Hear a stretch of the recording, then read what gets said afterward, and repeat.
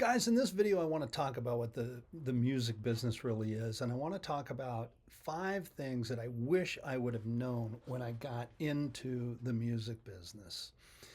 One of the things that I think a lot of young musicians fail to realize is that in the music business, we are in the service industry, right? So whether that means that you are serving the song, you're serving the client, you're serving the band, or you're serving the audience, you are in the service industry. Now, myself, even though it looks like I'm in a guitar studio, I'm a drummer, right? So as a drummer, I have to serve the song. I can't overplay for the song. I can't underplay for the song. I can't play the song too fast, play the song too slow. I have to play the song correctly at all levels and serve the song. It's not about me. It's not about my playing and, hey, look how great I am. What it's about is that I am serving the song. I also think it's important to serve the band. As a drummer, you're kind of in the ultimate support role. That's why I've said it for years. I think that as a drummer, you have to, depending on the band and how good the musicians are, sometimes you're herding mice, right? And you're keeping it together. Sometimes not so much. You're just creating a pocket for the band to play in, right? You're creating this pocket for the band to just kind of sit in and play and to propel the song forward. I think it's incredibly important to think about it that way. Think about the fact that you are serving the song. What about the client? Okay, the client is this. Let's say that you're in a rock band and you're going out and you're playing rock shows, you're doing clubs, you're doing, some bigger performances, maybe some concerts. You're going to find yourself doing the rock thing. But let's say it's not that. Let's say you play in a rock band at your main gig, but you get called to do a jazz gig, right? Okay, I'm going to play this, 2 sets at a really nice dinner party or a really nice dinner restaurant.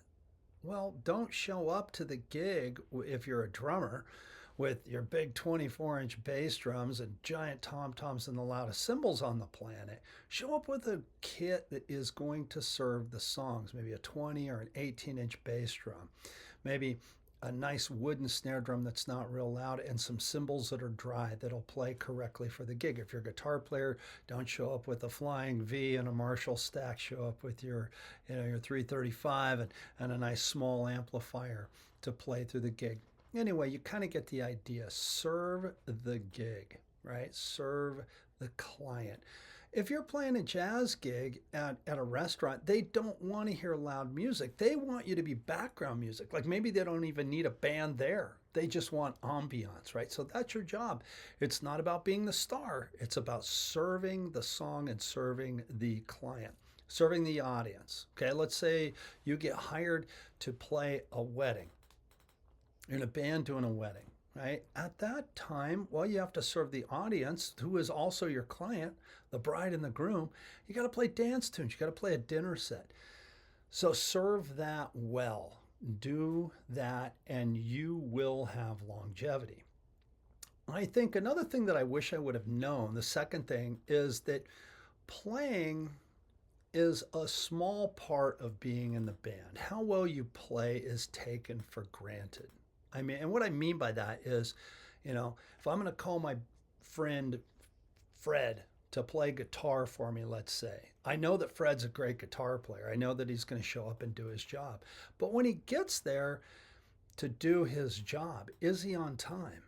Is he pleasant to deal with? Is he a complainer? Is he always having problems and blaming his guitar tone? Or is he always having problems and blaming, man, I got stuck in traffic getting here and so I'm 15 minutes late? And you go on at a jazz gig or at a wedding gig in 10 minutes and he's late. Is Fred a reliable person? Again, he can play great, but is he a reliable person? In between sets, is he sitting backstage, drinking too much? Or is he causing problems? Is he causing strife? Does he get along well with other people? Let's say you get into a band and you go out and you do a tour. You're in a rock band, you go out and do a tour. Look, the 90 minutes that you're on stage is a very small time that you're on the road. That's the end result of a lot of hard work, that 90 minutes. And I'm not talking about the years it takes to play your instrument. I'm talking about sometimes just getting to the gig. You spend more time with the band members off the stage than you do on the stage. You spend more time with the band members living in a bus, living in a van, living in an SUV, living in an Airbnb or a hotel room than you ever do on stage. So, can you get along with those people? Can you adapt to those people? Those things are very, very, very important. And when I was younger, I kind of always had this thing that we all had the same mindset, all for one for all. And sometimes it's not that way, right? Sometimes it's not that way. So if you find yourself in a band, you're out there on the road, remember, it's really about getting along with the people in the band. You're playing, that's taken for granted. Networking is just as important as your talent. I want you guys to really think about that. Networking is just as important as your talent. And networking is a lot of things. Networking is just getting to know people. And hey, I know Frank the guitar player, and I know Fred the bass player, and I know Bob the keyboard player. Do we all get along? Is Bob the keyboard player the right keyboard player for this gig? Right? I'm going to call Bob because I know he is, and he's going to come and do his job well. If I'm the band leader, or if a band leader is looking, in my case, for a drummer. Hey, do I call Bart? Does he show up on time? Does he have good gear? Is his gear in top-notch shape to play the gig? Is he going to be there on time? Is he going to complain?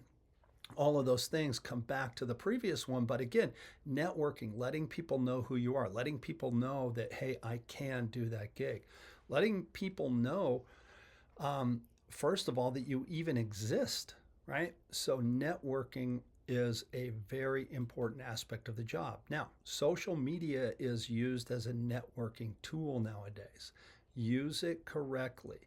Get on there, use your social media platform as a networking tool so that you have a name out there. You have your brand out there on social media. It doesn't matter what platform. It doesn't matter if it's Facebook, Instagram, TikTok, Reddit, whatever social media platform you use. Make sure that you use it to market yourself, market your talents, and to network yourself. Remember that the music business is just that. It is a business. So treat it as a business, not just as your art form.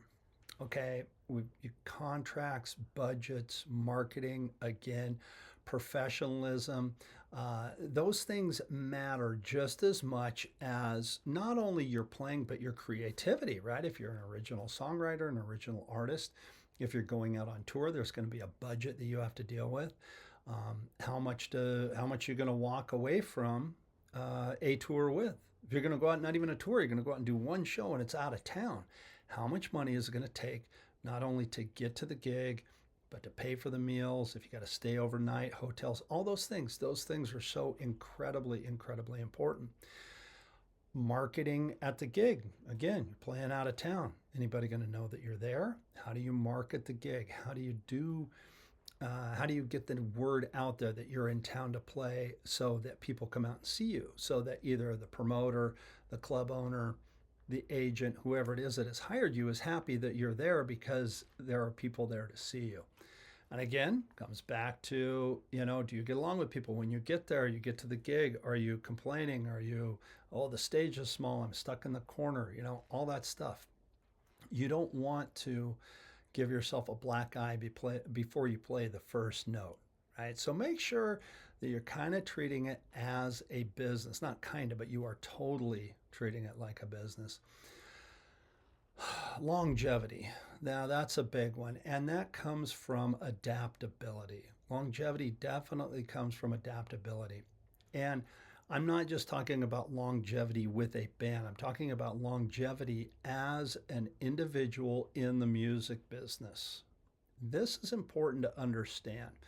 A lot of times I think that people think that their band that they play with or the group that they work with is going to be the one thing that they do that makes them successful. Now, in my case, I'm very fortunate. I've been in a band for a very long time. I've been in the same working band for 26 years. Now, that's unheard of, right? But that longevity comes from my adaptability. Can I adapt to my circumstances? Can I adapt to the people around me? Can I adapt musically? Am I able to play different musical styles? If I can't play a musical style, am I willing to go through what it takes to be ready to play a musical style? Maybe sometimes to play a musical style without a lot of rehearsal, right? Can I learn the song, get it ready, show up to maybe one rehearsal, and maybe the rehearsal's on the stage before the gig, play it at sound check, and then go up and play it live? Am I adaptable that way? So that's one of the things that I've always kind of tried to do. I'm not the greatest player in maybe this area or that area, but if I get called upon to play a reggae song, for instance, I'm not, the hippest on reggae music as far as like knowing all the feels and stuff, but I can get through a song. I just did an album the other day for a friend of mine, and one of the songs on the record was a reggae tune. I got through it, sounded great, sounded very authentic, and that's I think the most important thing is that when you play something that it does sound authentic when you're trying to be adaptable. Also, you want to stay relevant, right? Are you hip on new things? Are you hip on streaming and Spotify, and how many streams does it take to make $1? All those things, are you able to change with the times and be adaptable? So those are kind of the five top things that I wish I would have knew when I started into the music business. So any young musicians out there, and it doesn't even have to be young as far as age. Let's say that you're in your 30s and you just started out in the music business and you want to have a go at it with some friends, and you're putting a band together and you're going to go play some clubs. I hope this information helps. If you have any questions, please feel free to reach out to me on my website, bartrobley.com. If you like this video, please subscribe to my channel and give me a like.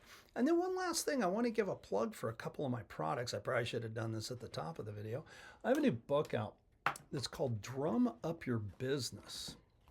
I'm going to go old school and hold it up in front of the camera. My whole vibe is just that. It's like, how can I survive in this business?